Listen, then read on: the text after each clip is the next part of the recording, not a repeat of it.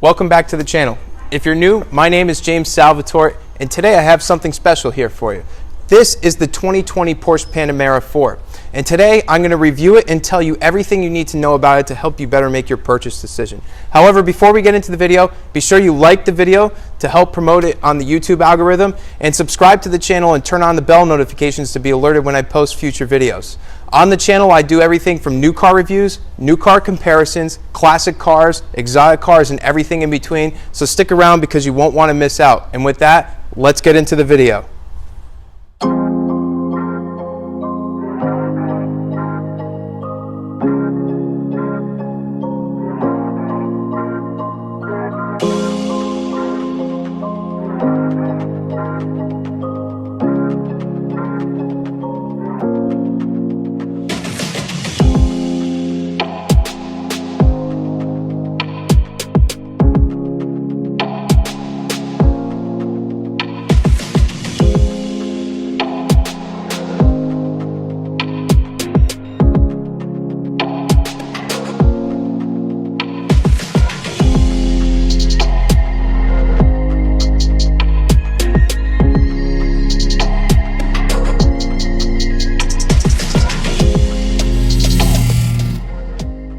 With 21 different variants of the Porsche Panamera for the 2020 model year, there's a lot to pick from. And if you'd like me to review a particular one, be sure to request it in the comments below, and I'll do my best to accommodate that. Now, I picked the Panamera 4 today because it's one of the most popular models they sell, and for the price point, it strikes the best balance between everyday practicality, comfort, and performance. Starting with performance, you have a 3-liter twin-turbo V6 putting out 330 horsepower and 330 foot-pounds torque, mated to an 8-speed PDK Porsche dual-clutch gearbox. Now, this car is all-wheel drive, allowing for a 5.2 second 0 to 60, and it can get up to an impressive 162 miles an hour. And it also gets fairly decent fuel economy too. It gets 19 in the city and 26 on the highway with a combined fuel mileage of 22 miles per gallon. Now, for the performance you get out of this car and the everyday usability, that's not bad. Now let's talk about suspension and braking. Now there's a lot going on behind the scenes down here with this car. First, you have adaptive air suspension, which kind of helps compensate for body roll in the corners. And you have rear wheel steering, which turns the wheels the opposite ways when you're going high speeds to help kind of like shrink the car around you. It makes the car a little bit more nimble and responsive, especially when you have a wheelbase this long.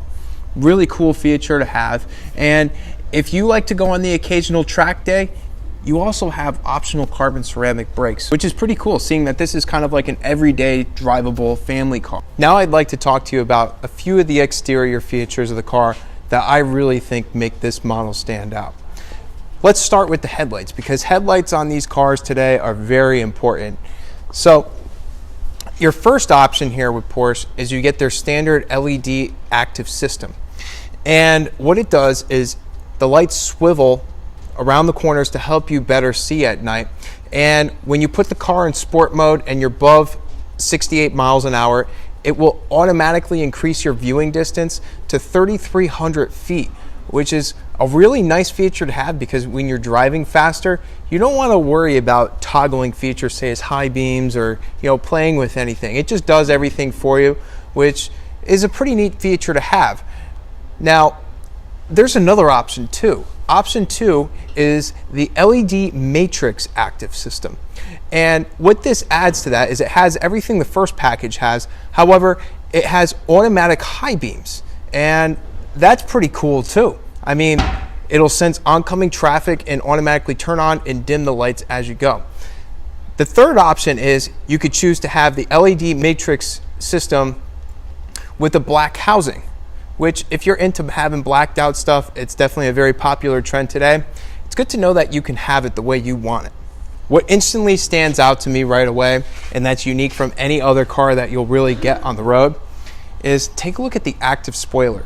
Above 68 miles an hour, this will automatically pop up. However, if you just want to look cool and you want to toggle it on, you could do so in the infotainment system. Now I'd like to show you how practical the Panamera is, because chances are, if you're not buying a 911, you're buying this to be able to fit your family in it. So today I'm going to be testing rear legroom, and rear cargo space to help you out with that. So keep in mind for this test, I'm about 6'1", and I'm going to set my seat up comfortably. Not like I'm accommodating for a rear passenger or anything. This would be my normal seating position. Now let's see how I fit behind myself. I could tell Porsche paid close attention when designing the Panamera, making sure that they took into consideration being able to fit full-size adults in the rear seat. It's a little bit of a task getting in here. However, once you're in, you have plenty of knee room and foot space. You don't feel cramped whatsoever. And I like that the seats have a lot of bolstering. So, you know, if somebody's driving spiritedly and throwing the car around turns, you're not going to be thrown about the cabin.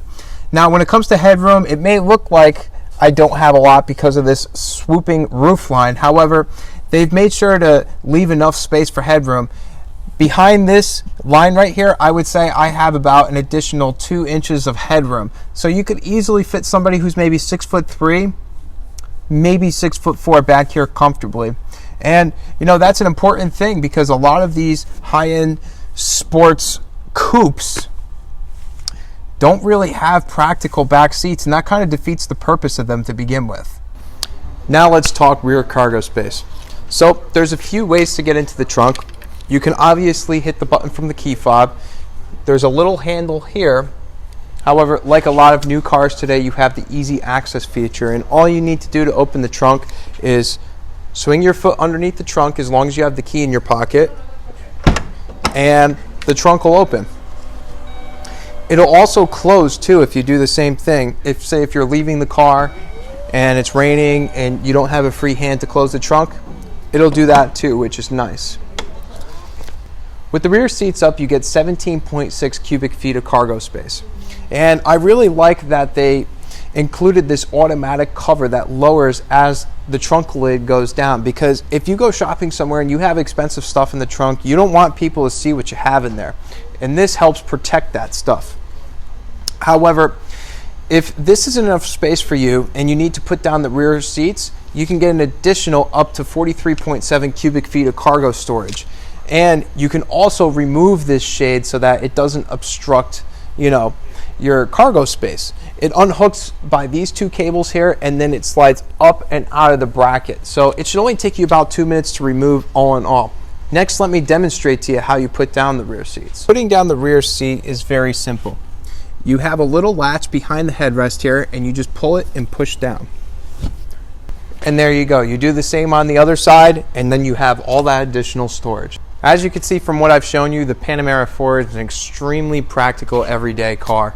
I mean, you could fit anybody you really want to fit into it, and you have plenty of storage space in the rear. Now let's move on to the inside and talk about some of the interior features. When you hop into the Panamera, the first thing you notice is that everything in here feels high quality.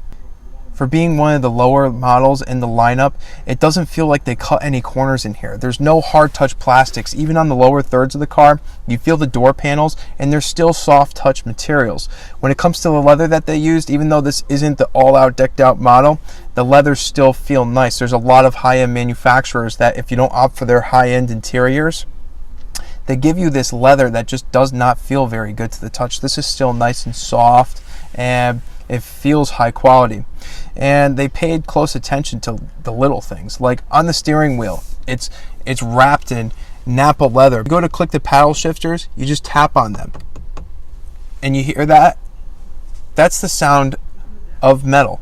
And you don't really get metal paddle shifters on lower end models and other brands. To me, that's a big deal because when it comes to touch points in a car, like the steering wheel, the shifter, the door handles, you want all those parts to feel high quality. And in this car, they do. Another thing that I really like about this car is the driving position. There are a lot of cars where you feel like you're sitting on top of the chassis and not really like down low into it where you're connected to the road. This really gives you the sports car feel that you look for in cars that are trying to mimic a sports car like this. Now let's talk about the tech features in this car because there's a lot to talk about here. To finish up this review, I had to move to another car because the battery ran low. So if you're curious why I moved to another car, that's the reason. Let's get back into things. On the Panamera models, you have a fully touchscreen, multi-touch infotainment system, which features Google Maps. as standard, which is nice. It's very responsive. You pinch out to zoom, and say you want directions somewhere and you know it's just right out to the beach or something like that. One neat feature that I like about this is if you press and hold, it'll give you the option to set your destination there. I like that. Just a nice touch. You could display the Google Maps up here and down here. If you don't use Apple CarPlay, you get a year free of Google Maps from Porsche, and then after that it's $20 a month to run the service through AT&T's LTE system. Now let's take a look at the ambient lighting in this car, because I really like how they've laid it out. Now, it doesn't have as many colors as Mercedes does. Mercedes has 64 different colors you could choose from. However, that's not necessarily a bad thing because it's a little bit overwhelming. They've added every category of color, and I like that you could individually select the areas that you want to change and change their brightness. Look, I could change that to blue just by simply selecting it. One neat thing that you'll find is that some of the climate vents in this car are controlled electronically, which is kind of interesting. You could see that it changes. The upper vents also controlled like this too. Just kind of a neat feature to have. Although, one thing that I'd like to see a little bit more of is customization in this car. In Mercedes especially, you have different themes with MBUX that you could select. And the driver's information center, you can customize a lot more. But I understand that maybe to the market they're catering, that's not really what they're focusing on. However, having Apple CarPlay in a car like this with a nice responsive touchscreen is enough for me. Because in a few years, when these systems get old, and they all get old, within 2, 3, 4 years, they're already outdated in the car world. And you know, they get clunky and annoying to use, especially when you see some of the new features that come out. With Apple CarPlay, you're never out of date because when Apple updates the phones, they also update the CarPlay. So therefore, you're always kept up to date with the best technology. So having a nice high resolution screen like this that's nice and responsive is pretty much all you'll need for the years to come if you plan on owning one of these for at least 5-6 years. Overall, I recommend the Panamera 4 to anybody who's trying to re-enter the Porsche family. I mean, if you've had a 911 in the past and you missed that experience, this is basically a 911 just with 4 doors. With the ability to fit anybody that you need to in the rear, you have plenty of storage and all-wheel drive to get you around any time of the year. Well, that's all for today's video. I hope you enjoyed it and that it helped you make your purchase decision. If you haven't done so yet, be sure to help me out by smashing that like button for the YouTube algorithm and subscribing and turning on the bell notifications so that you're alerted when I post future videos.